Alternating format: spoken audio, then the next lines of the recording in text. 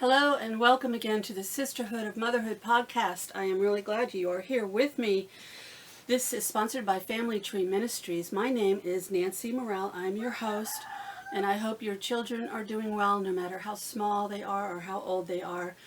The Sisterhood of Motherhood is trying to build a community to share insights and information about motherhood, to reassure you along the journey. We want to bring some solutions, understanding a lot of practical things that have to do with just home life. So men can actually get a lot out of this too. And you can also send your wives and sisters and moms to this podcast. So first I want to remind you that the family gardening and the health of families are the major topics of this podcast, as I share insights and information and solutions for reassurance along the journey. We all need to help each other. There's a lot of things we can teach each other. Please forgive my rooster in the background. I'm on a farm. Instead of just teaching the raw information found anywhere, I want to challenge you to use your critical thinking skills to help you be a better person. There's so many how-to videos out there that really I don't want to reinvent the wheel. So I'm not going to do a whole lot of that unless it's specialized. Like I do have specific videos on how to put connectors on your camera lines outside, because I had to learn how to do that, and some other things. But besides specific things like that I could not find on the internet, I would create the video after I had to learn it somehow.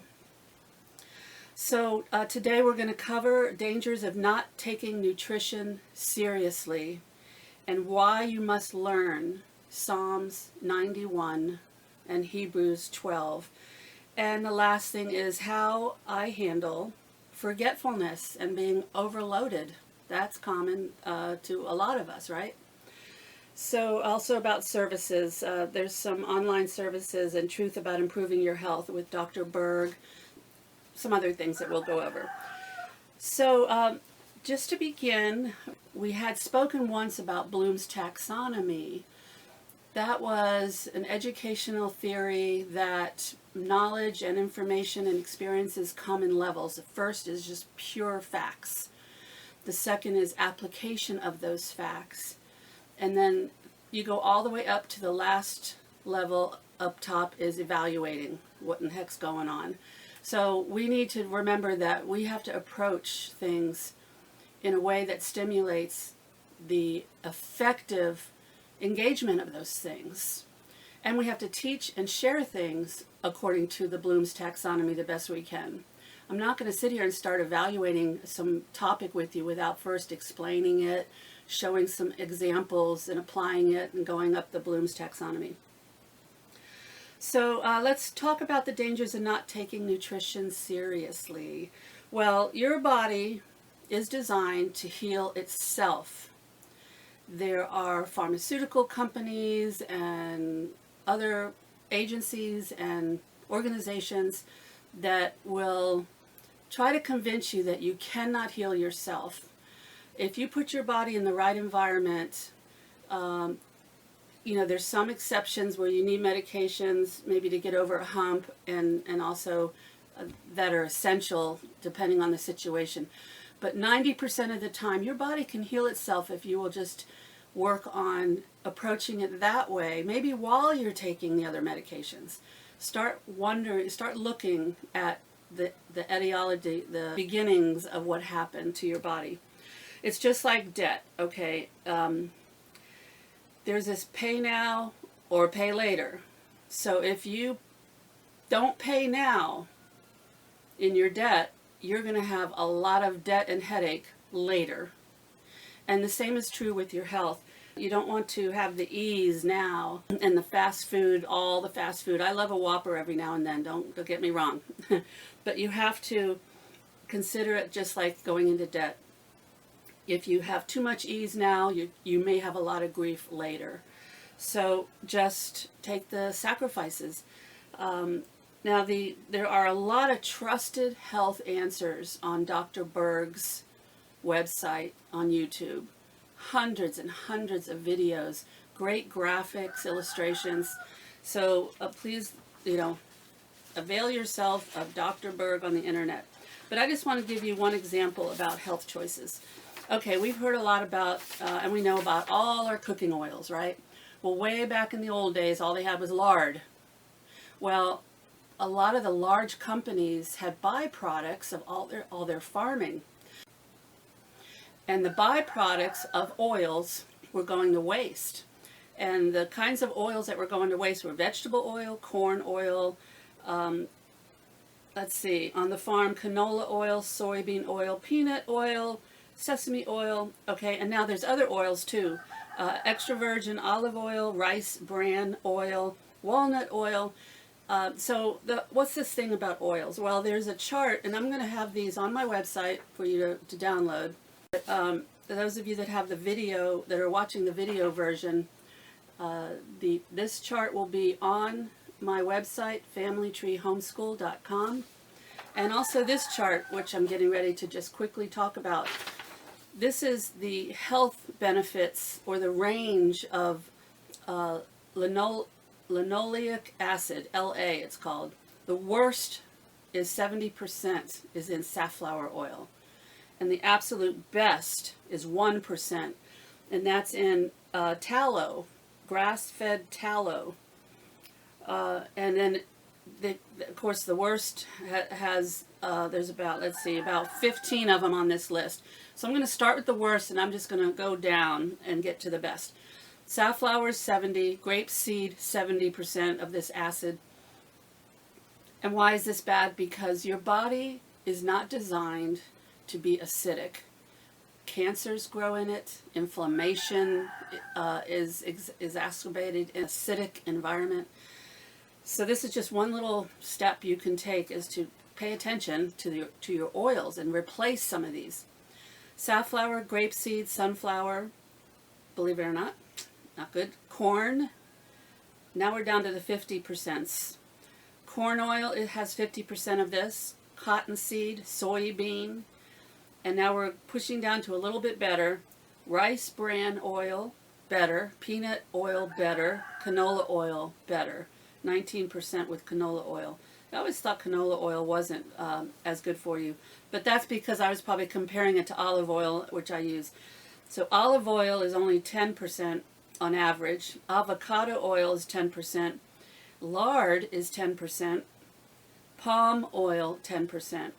And the real low ones are the tallow, butter, pure butter, and coconut oil.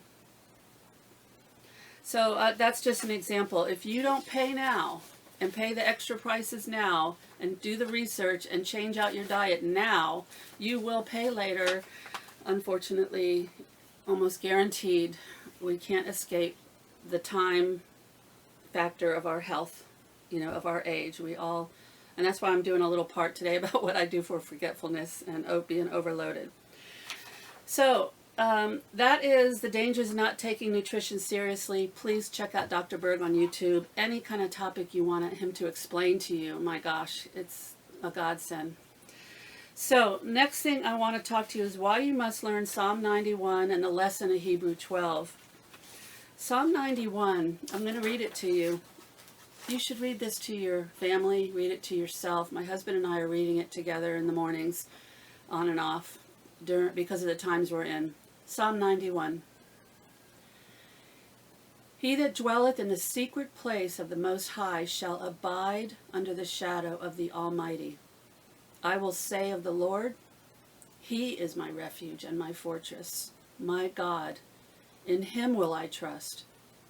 Surely He will deliver thee from the snare of the fowler and from the noisome pestilence. He shall cover thee with His feathers, and under His wings shalt thou trust.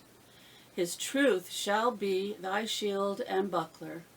Thou shalt not be afraid for the terror by night, nor of the arrow that flieth by day, nor for the pestilence that walketh in darkness, nor for the destruction that wasteth at noonday.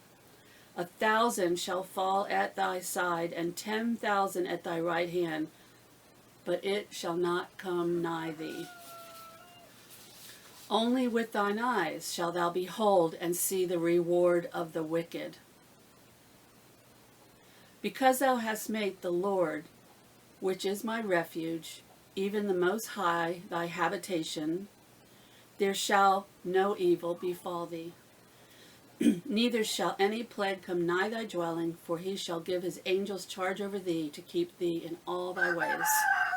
Thou shalt bear thee up, they shall bear thee up in their hands, lest thou dash thy foot against a stone.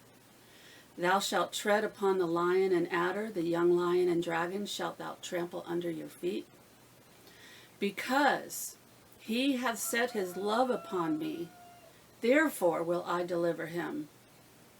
I will set him on high, because he hath known my name. He shall call upon me, and I will answer him. I will be with him in trouble. I will deliver him and honor him.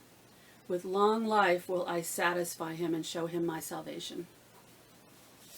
Psalm 91. And now I want to talk about the lesson of Hebrews 12. Now, this is a biggie. This has to do with when you are at your lowest point, to there's nothing left but dying. As far as emotionally, socially, maybe even practically. I went through a time in my life and God revealed this scripture to me. It saved me. I wasn't suicidal. Well, when I was a teenager, I think I was a little. But anyway, this was as an adult. You have to learn the lesson of Hebrews 12 if you're going to make it through anything. And I don't want to put any emphasis on me, but there was a 6-month period just last year where I lost my father.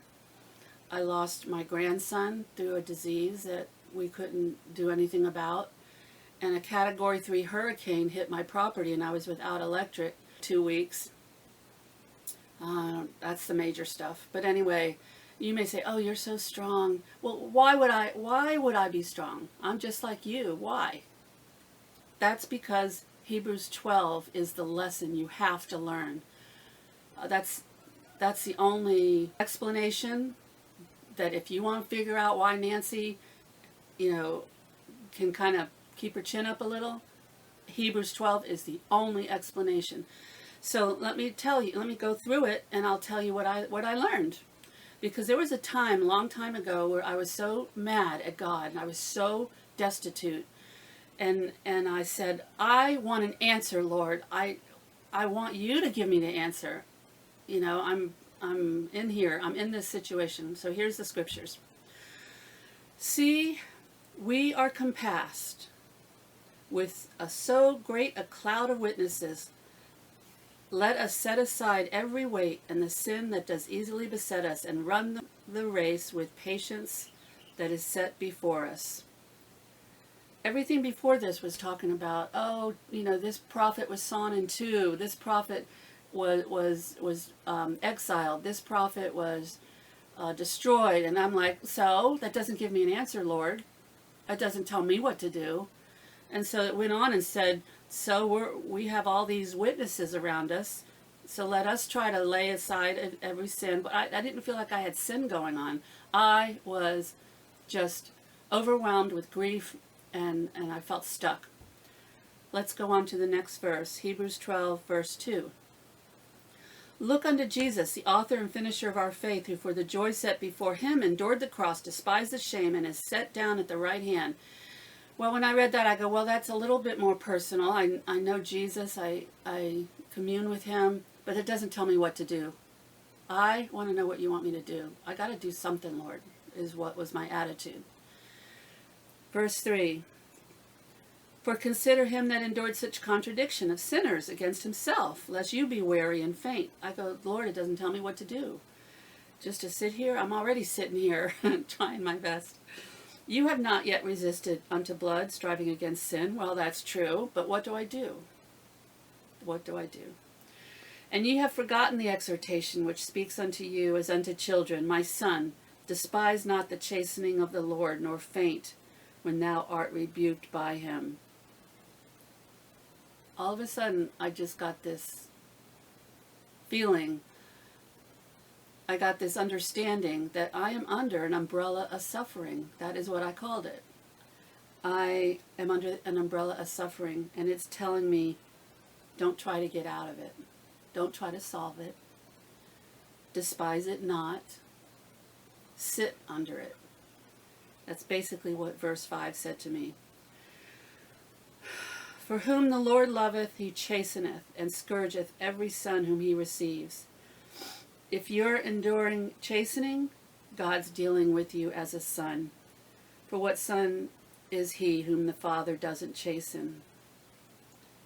I felt like I had something I could do. I could just shut up and suffer. I mean, it sounds really silly, but I never thought about doing that. I just thought about fighting and solving, you know. Verse 9, furthermore, we have had fathers of our flesh which corrected us, and we gave them reverence. Shall not we much rather be in subjection to the Father of spirits and live? For they verily for a few days chastened us after their own pleasure, but he for our profit, that we might be partakers of his holiness. Now, chastening for the present seemeth not to be joyous, but grievous. Nevertheless, afterward it will yield the peaceful fruit of righteousness unto them which are exercised thereby. Wherefore, lift up thy hands which hang down, and the feeble knees. That was another thing I could do. I could consolidate my life, keep my goals focused, simplify what I was doing, put my priorities straight, the few that I could manage and be in charge of. And that was another thing I could do. Thank God for this scripture. So make straight paths for your feet, lest that which is lame be turned out of the way, but let it rather be healed. So I had some marching orders in my suffering after reading Hebrews 12. You have to learn the lesson of Hebrews 12. This is what God commands of us during times of suffering. You're not going to solve your problems and get out of it any other way, but to remain under that umbrella of suffering, make straight paths for your feet, and obey Hebrews 12. So please, hopefully you take that to heart, and it will help. It'll at least give you something to do, right? While you feel like you have absolutely no no choice. So the last thing I want to share, well, two things. First of all, how do I handle forgetfulness and overloading? As we get older, and even if we are not aging, when we're overwhelmed, you know, a busy mom, working, cleaning the house, trying to relax yourself, helping others with their problems, you get overwhelmed, right? Maybe forgetfulness will become part of it, or maybe you'll start losing keys, you know, all kinds of stuff. So what I've learned, the way I handle it, and this is just some practical steps, is I now categorize things a lot more. If they don't belong to a habit I have, a time of day, an area in my house, if it's not committed, if the things that I'm involved in day to day are not committed to something that is joined with it. And I'll give you an example. The thresholds into my bedroom, into my kitchen, into my bathroom, the threshold areas is the only place I will set things down now. If I have keys, if I have you know, a bag, if I have my phone, whatever I have, I will set it down in the thresholds. So that's what I mean by, you know, and if you commit to organizing yourself that way, you start to simplify your life, then things that you forget are easily found because you know that you have committed transitional spaces for those kinds of things. So I handle forgetfulness that way. I also text myself a reminder, a message, and then once or twice a day I'll read my texts that I texted myself. Like, don't forget this phone call, you know, don't forget this bill is due, don't forget to call your sister, you know, because my mind will just be living and I'll be heading off at the pass, and then all of a sudden it's like, oh man, I know there was something I was supposed to do. Oh, I'll look in there, including my grocery list. I'll text myself my grocery list. I'll speak to my phone and text myself. So that's another thing I do for forgetfulness. I don't stress over, you know, trying to remember every single little thing, but I have to have these kind of helps, and those are two practical things I wanted to share with you. And being overloaded, I have two rules. Actually, I came up with a new rule that I learned, which I really like. But the first one that I've always practiced is about being overloaded. If I'm going to start a project, buy a shelf, buy a purse, get a new animal, if I'm going to do anything like that, the first thing I say in my mind is, do I have that sitting over there that I'm not finished with or haven't engaged with or haven't utilized? I do this all the time. I'll go to the store and I'll go, oh, a new sauce, a new Asian sauce. Huh. And then I have to say, do I have Asian sauce? Oh, yeah, I've got 3 of them that I bought last year and I never even tried them yet. So forget, I won't buy it. So that's a rule. I check in my mind, like, do I want to put up a little, a new gate? Or do I want to get this little gate so it's easy for me to walk in and out? Well, wait a minute. Are there 2 other areas where I know I needed a gate and I haven't quite gotten to that project yet? Well, I have no business starting a new project when I have a similar project that is incomplete sitting over somewhere else. Alrighty, and then the last thing, the other rule I've come to adopt, which I kind of like, it's the 90-90 rule, and it's something in my house. If you haven't used it for 90 days, and you don't think you're going to use it for another 90 days, you need to get rid of it. Either donate it or throw it out. The last thing I'm going to share is a instructional system design. It's called ADDIE, A-D-D-I-E. These are used by curriculum developers when developing curriculum in classrooms. And it is a reminder, it's an acronym that reminds you how to approach developing and creating. You have the way you want to organize your kitchen, you have the way you want to homeschool, you have the way you want to feed your animals, irrigation systems, whatever. ADDIE is an instructional system design, and it stands for Analyze for the A, Design your idea for the D, Develop it in real life, Implement it for the I, and then evaluate it. Is it working? And always, always go back to the A when you're done with the E, because you need to keep a loop going. Analyze it again. You've implemented it and you evaluated it, so what do you think? Analyze it. Design it, redesign it, make the changes, improve it, or don't do. If you've analyzed it and you just want to change something small, whatever, then after designing it or redesigning it, you develop it, then you implement it, then you evaluate it, and then you keep going round and round when you have the time. But ADDIE will help you to have a high quality program, effective systems on your farm and in your house. You see something that's not working, throw it into an ADDIE system in your brain and try to solve the problem and see if that'll work for you. But these instructional systems designs are very helpful in a practical way. So I just thought I would share that with you because it's a great way to improve what you're doing and fine-tune it and maybe make it more excellent.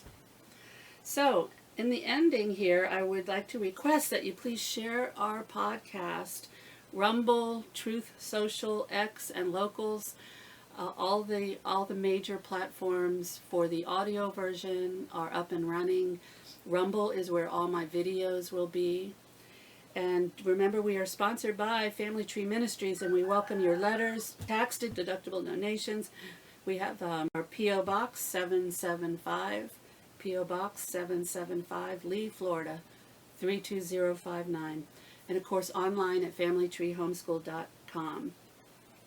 So please stay alert for our next episode of the Sisterhood of Motherhood podcast, and take care of yourself so that you can take care of others.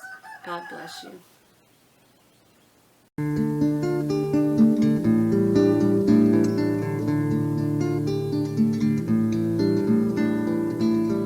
Speak to me.